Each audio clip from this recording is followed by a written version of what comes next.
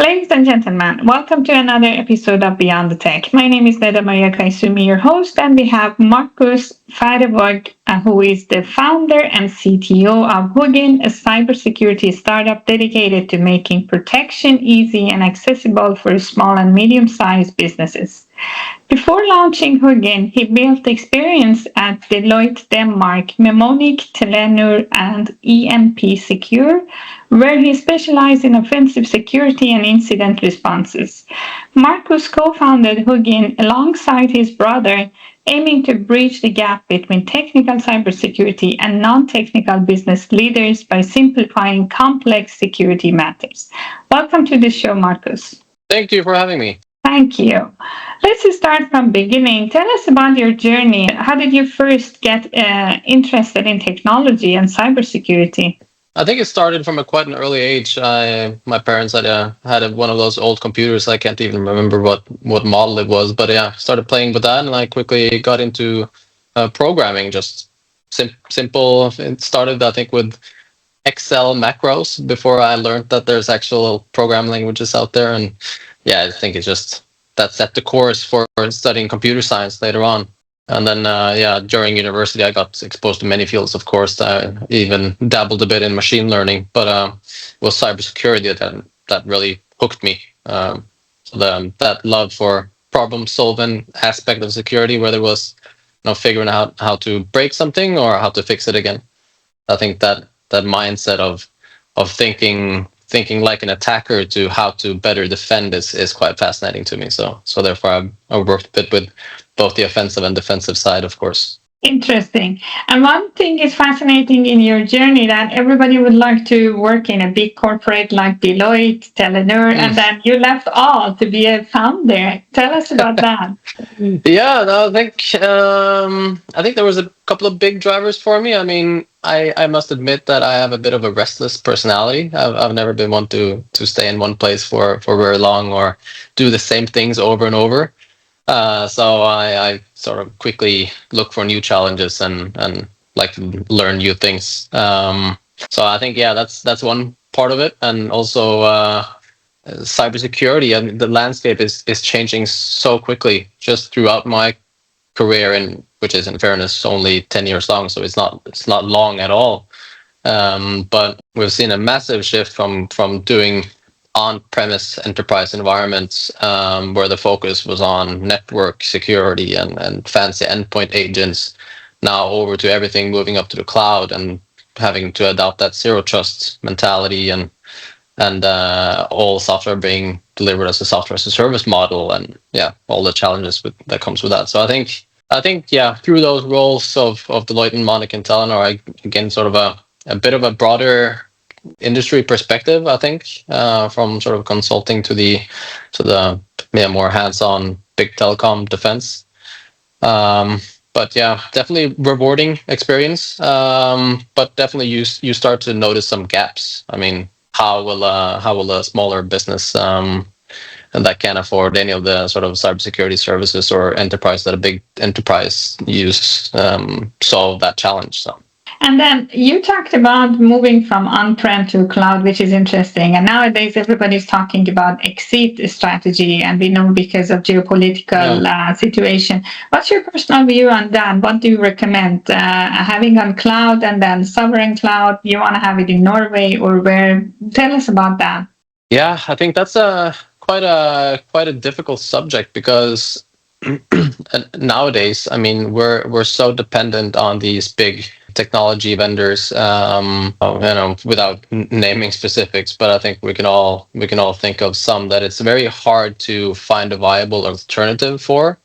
If you want to build sort of your own sovereign tech stack, that requires a lot of technical knowledge and a lot of resources internally to how to operate that, but with sort of the same low friction as you would in a cloud-based environment. So I think it's very difficult.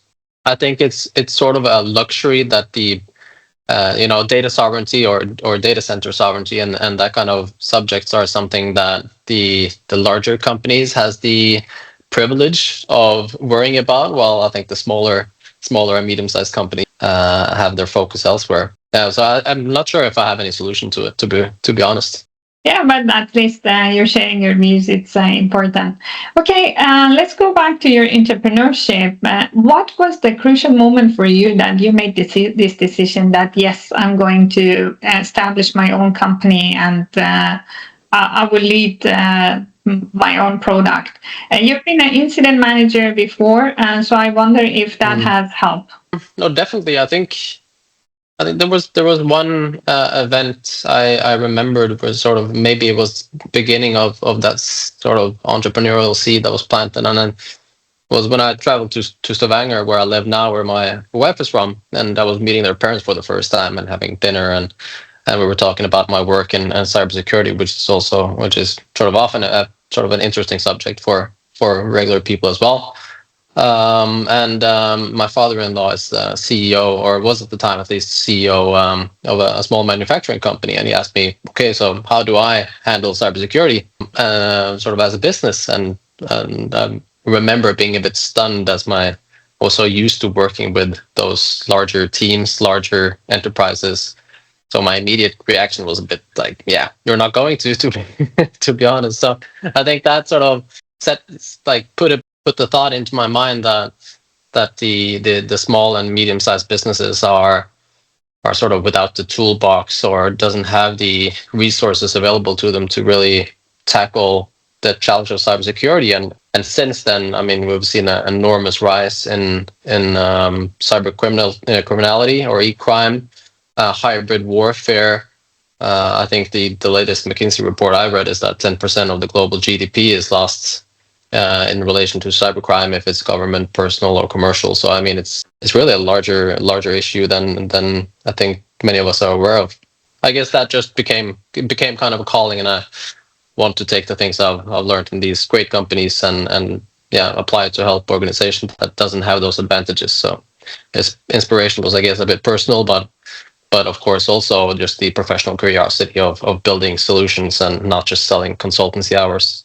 Absolutely, and it's quite scary out there. But my experience is a bit different. When you talk to people out there, it depends on the size of company. The experience that they receive what you say or they reject is a bit different. How is your personal experience when you take Hugin to your small company customers? And do they receive? Do they challenge it? Is it any cost discussion? What is your personal view on that? I think when we started 2 years ago, that was really the biggest struggle we were having.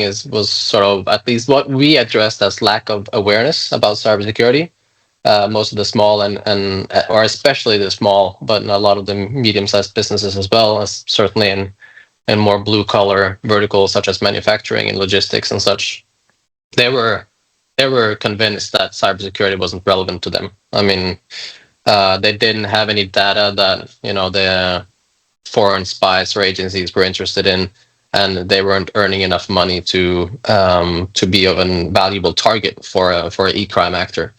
But I think that realization has started changing over time now, especially the last 2 years, with a war in Europe, alliances towards the US being broken, and a lot of doubt and skepticism towards sort of our job security and security in our society. I think people has started to take it more seriously, and a lot of now also smaller companies are realizing that, okay, either if it's from a risk perspective, or the customer vendor demanding documentation of compliance, or if it's EU regulation with the NIS2 regulation that now, I guess yesterday actually, the Sikkerhetsloven was in effect in Norway. So they're now accepting the fact that they have to do something about cybersecurity. But so it's a lot better than what it was 2 years ago. But it's still a sort of a shift going, where the smaller and smaller companies and more blue collar industries are waking up to the fact that cybersecurity is an issue. Absolutely, I agree. And very interesting about this regulation that is coming. At the same time, we know that the cyber attack is not getting rest. They are just keep pushing. Do you have any example of any attack that you have stopped and your company has been able to help the customer?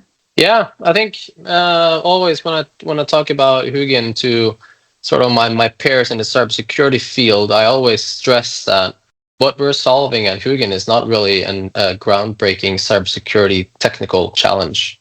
We're making best practices and sort of what we know to be true in working with cybersecurity available to those small and mid-sized companies that doesn't have any internal resources and know-how to address them without using managed services or consultants or something like that. So I think from sort of a speaking about specific examples, we typically onboard medium-sized professional services firms, 50 to 150 employees, and they're convinced that they're doing enough on cybersecurity because they have an IT vendor or partner, and they have bought some sort of security package from them that includes some Microsoft product or something like that. And they're more in contact with us because they need to document compliance, and they can use our solution to sort of get that out of the box instead of having to build them one at a time with consultants.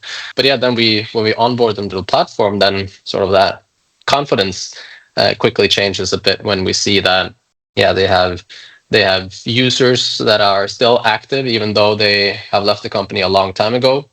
One time we saw that a person working at a competitor was still accessing their email and SharePoint. We have found that their SharePoint OneDrive teams have sort of been misconfigured, I think is the nice way of putting it. But where all a lot of sensitive files and intellectual property was accessed by our friends in the East, where you can see from the audit logs that they were just scraping the whole thing. So I think what it boils down to, the sort of the causes of cybersecurity incident that we see are entirely human and configuration related. It's not 0 days. It's not nation states social engineering. Is just that they got onboarded by some IT vendor many years ago and haven't really had much focus on keeping up with the threats, and suddenly they realized that my Microsoft's environment wasn't as airtight as I thought it was. Thank you. And I'm happy that you shared this, because most of the time I talk about cybersecurity with people, they think it's a KGB agent sitting out there wanting, attack their stuff. But so simple can be, and it is important to take care of it. So I have two interesting questions to follow up. First is about, what is your plan in future? Do you think that your mission is for the small companies right now? Are you expanding this? And if so, why? Yeah, I think we are definitely in a growth mode. I mean, I'm not sure if we can call ourselves a startup anymore, if we need to call ourselves a scale up, but at least definitely in sort of growth, focusing now on Scandinavia. Norway is our home base, obviously, but most of the company is actually working remotely. So similarly, we see Sweden, Denmark, Finland, and the whole region has a ton of SMBs facing the same cybersecurity challenges. And given that we're a software as a service platform, the scale is a matter of scaling. So we're working on entering those markets, but of course, on the long term, we have a goal of sort of capturing Europe, that SMB market. We're not really that interested in the US. I think that requires a whole different journey as a company that we're not that interested in. We're more looking to Europe and securing what's more near to us. I wish you all the best in this journey. That's quite interesting. And one of the things I always think about cybersecurity is that cybersecurity doesn't survive alone, as AI is extending with a rapid speed. So considering sovereign AI and sovereign cloud, that is basically something hand in hand. You want to have it in your country, you want to have control on it. So what is your view on this regulation that is coming and pushing sovereign AI and sovereign cloud? We have been cautious movers, I think, something it's called, with adopting AI and how we sort of advise our customers. And I think that sovereignty aspect is extremely important to keep in mind when just discussing the adoption of AI, because AI can be, as we know, extremely powerful tool, but it's you have to take some precautions when adopting it. So I think the EU AI Act, for instance, is a big step in that direction. I think seeing one of the world's first comprehensive attempts to regulate AI, and it's, at least for me, I welcome it. As a tech person, sometimes regulations can feel a bit like they slow things down, like the US innovates and the EU regulates. But I think the AI Act, at least in my non-legal lens, is just classifies AI systems by risk level. So you're using AI for, say, trivial things like game. I mean, that's low risk, but if you're using AI in something self-driving cars or healthcare related, that's high risk, and you need to be more tightly regulated. So cybersecurity, many of the AI use cases might fall into middle or lower end of the risk spectrum, depending on sort of what data you're ingesting. But I mean, we're not doing facial recognition or storing, say, social scoring or anything like that. But we need to pay close attention and make sure that, even though if the worst consequence happens and our data or AI training models are somewhere exposed, I mean, we make sure that doesn't harm our customers in a bad way. Yeah, I totally agree. Okay, I have a favorite question in this show, and I would like to ask you, if you are given the entire world resources and you don't have to be worried about the food on the table and your family and so on, what will be your favorite AI project to pursue? Yeah, that kind of brings me back to our AI strategy at Hugin, because as many are adopting AI today, and in helping translate technical data into a language that non-technical business leaders can address, is sort of how we are using it today, which is a pretty obvious application, as many also does, and that natural text interface with machine humans. But in the long term, we have a kind of a vision of using AI as a sort of a virtual CISO. And I'm really talking long term. This is like visionary 10 year, if it's all possible or not.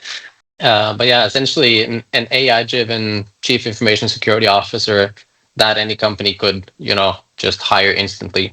Imagine an AI that could deeply understand your business context, your industry, the specific assets you have, kind of data you handle, your business, your business priorities, and then autonomously design, implement, and manage a tailored cybersecurity program. It would be like having a world-class security expert on staff 24/7, except it's AI. I think that is a very grandiose and bold vision, and it comes with a lot of legal ramifications. If this virtual AI is starting to make changes into your IT environment and break something or causes downtime, is it us to sort of stands responsible? If so, if it's that is a sort of insane risk, and there's a whole human level as well, of course. So I think that's sort of what we have as the light at the end of the tunnel, and we'll see if we'll get there. But I think to get there, we'll have to build incrementally, and just see what actually gives customer value. Yeah, totally agree. But it's a nice, beautiful dream, and I hope that you can make it later. Yes. And then last but not least, what does Beyond the Tech mean to you? I think for me, it's sort of a reminder that technology is never an end in itself. It's an end means to something greater. In the context of my work, it means focusing on the sort of the human and the business side of cybersecurity, not just the technical side. So I love the gadgets, the algorithms, and the hacking and the tech. But beyond that, what really matters is it's why we do any of it. It's about the people we're protecting, the jobs, the livelihoods, and sort of the real world outcomes we're trying to achieve.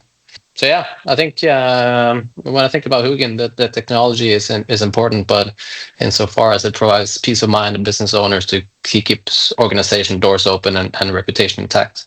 I totally agree. And that was one of the meaning that I started to call this podcast Beyond the Tech. And if you listen to the whole podcast series, you see that people are answering differently, but a collection of that is quite beautiful. Thank you so much for your valuable time today. It was really enjoyable conversation, and I wish you all the best in Hugin.